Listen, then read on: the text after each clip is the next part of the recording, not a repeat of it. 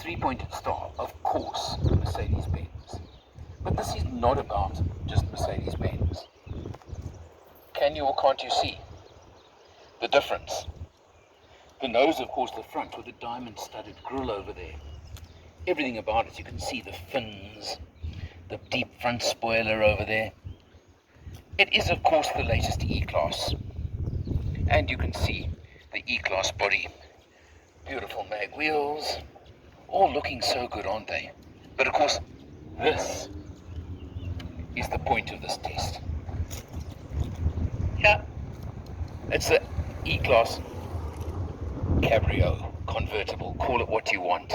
This is the E300, but I don't think that makes any difference either.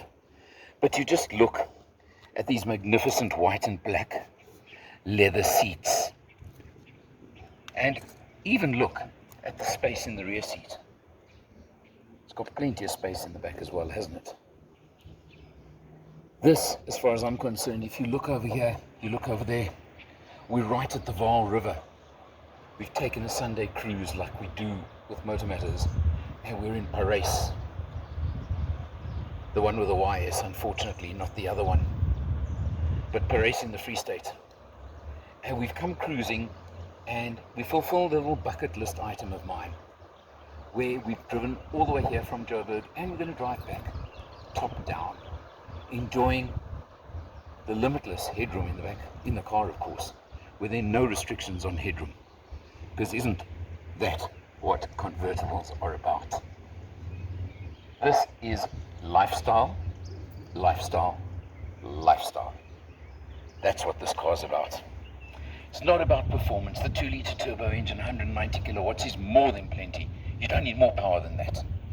It's really a cruiser, and it's only, to me, built for cruising, enjoying, bringing friends and family on a Sunday cruise, as we've done here. What a pleasure, what fun. Of course, the test of any two-door car is always access and space in the rear. So let's test this one. What you do is there's a nice big lever over here. You give it a pull and you flip it like that. And of course, you've got the automatic moving of the seat forward, which is very useful to give you more space. Now, let's see. And I'm keeping the hat on. Climb in. Sit. That's so far so good. Pull the seat back. Give it a couple of seconds. And, well, quite interesting. The driver's seat, remember, it's set for myself, but now it's actually in what they call the comfort mode, which means it's come further back. So just keep that in mind, that the seat is actually further back than my driving position. Legroom is, can we call it okay? I won't call it massive. Headroom, interesting. Just enough headroom with my hat on. But I make it. And that's what really counts. I do make it. I think this is not bad. You've got climate control vents, and you've got your individual zones for the climate control for the rear, for the two rear passengers. Speakers in the back. You can open the rear windows even, which is useful. So you've got all of those features, which I think is pretty nice. So for this kind of car and this category of car, I've got to say I'm pretty satisfied with the back seat with the top up. Of course, if you really want comfort, luxury, and making life easy, getting in the rear with the top down is the way to do it, isn't it? Because now let's have a look. We do that again, and we let it move itself forward. And now we do the royal entry. What I mean by the royal entry, we step in, imagine, hello, and now, once you do that, let it come back. Hey, I'm not limited in headroom, am I? There's no issue whatsoever with headroom. That's pretty useful. The legroom I've shown you is comfortable. I think I missed a trick with this test. I think I should have been chauffeur driven in the back of this, and I could have greeted all my loyal fans while we were cruising the streets of Sandton. Definitely missed out. Have to keep that for next time.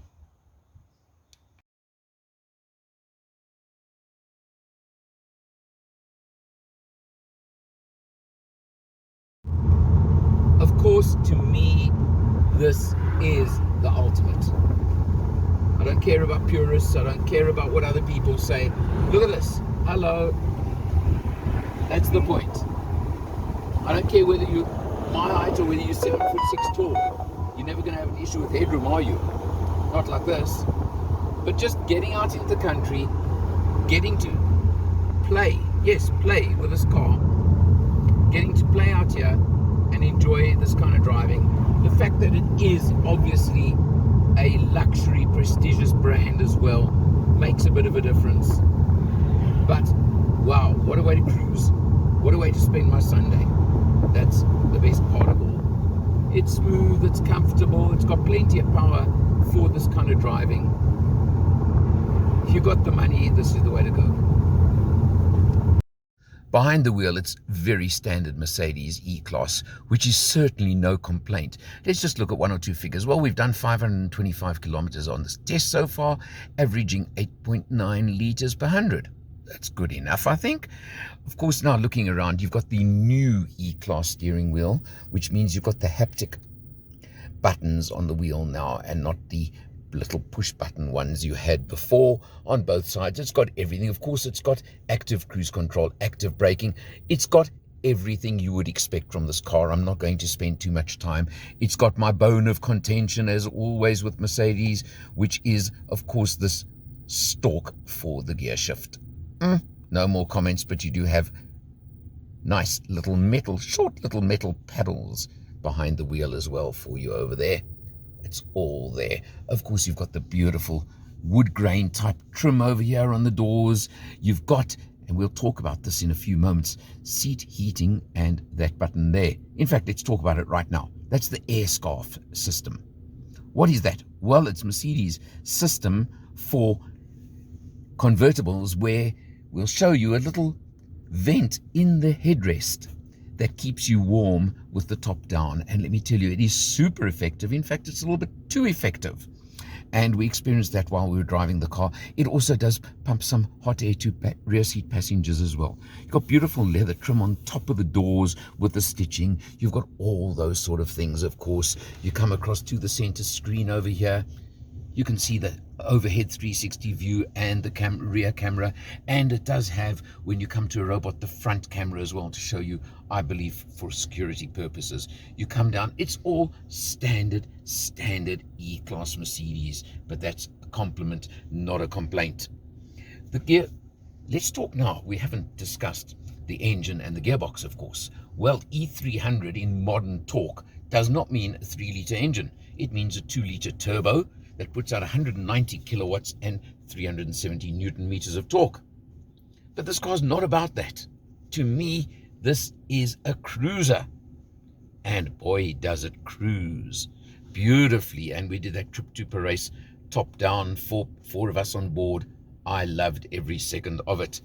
You come down the center over here, of course, you've got all your standard Sport Plus, etc. You've got, this is all standard Mercedes. You've got the controller, of course, for the screen, which gives you absolutely everything you could possibly want on the screen. Again, I'm not even going to go through all of this. You get it on every Mercedes that we drive. You've got all those features over here, just behind, of course, the controllers. That's the buttons for the roof. That's easy enough. And this one over here, I can't show you now, but that does, if you use this little button over here, it brings up the air screen just behind the rear seats. That definitely does cut down the buffeting for rear seat passengers while they're sitting over there. And if they're with the top down, it definitely does give them a lot less wind, etc. It may not look as good, but it certainly is effective. And isn't that what counts? You've got this magnificent white and black trim, the leather trim in the car throughout, with all the accents of the cream white throughout the leather, etc. It looks the part every inch of the way. This car looks the part. To me, of course, lousy weather today. I mean, typical when I'm trying to show you a video of a convertible and I should be showing it to you with the top down, the weather has to be lousy. Isn't that just the way it goes? But I think you get the idea. All of this, as far as I'm concerned, it certainly is, in my book, what I would want and what I would love to be able to afford to drive for myself. That is for sure. Top up, you could drive it every day. There's no question, no issue, no problem. And top down, I would try and drive it most of the time as well. That's for sure. About R1.25 million base price for this. You can start adding extras. This car, as we're in it, is approximately R1.5 million. But if you can afford it, I would have no doubts about it, that's for sure. It's got the safety, it's got the spec, it's got the luxury, it's got the everything. To me, and I always tell you this and I'll repeat myself yet again, the purists are going to tell me I'm crazy, convertibles are too compromised. I don't care. Simple as that. Yes, there are obviously others in this category, from BMW, from Audi, from Lexus now as well, although that's a little bit more money than this one, but they're all there. But wow, I think you could pretty much give me any of them, and this one would certainly be very high on my list. That brilliant Burmester sound system as well. It's got it all. That's the way I put it. Special car, special tester was given to me on very short notice, but what a pleasure. For Motor Matters, I'm Eleanor. I'll see you next time.